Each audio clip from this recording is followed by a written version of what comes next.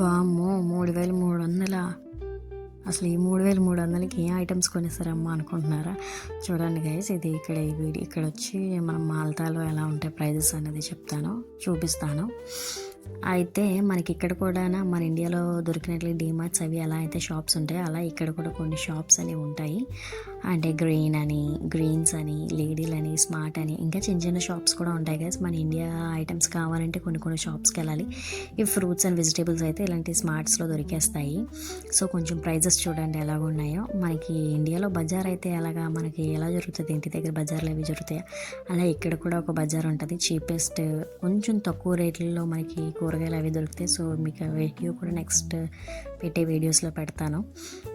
మేము ట్రిప్కి వెళ్ళేసి వచ్చిన తర్వాత నెక్స్ట్ మేము ఐటమ్స్ లేక షాప్కి వెళ్తే 3300 అయ్యింది. సడన్గా వెళ్తే ఇలానే ఉంటుంది. సో అప్పుడు కూడా కొంచెం ఆఫర్లో ఉండడం వల్ల పర్లేదు, కొంచెం తక్కువ రేట్కి దొరికినాయి. ఇంకా ఎక్కువ కాస్ట్ ఉంటాయి. మనకి ఎవరైనా ఇక్కడ మాల్తకి తిరగడానికి వస్తే ఎక్కడ ఏ సామాన్లు కొనుక్కుంటే బాగుంటాయో చెప్తాను గైస్ నెక్స్ట్ వీడియోస్లో. Thank you.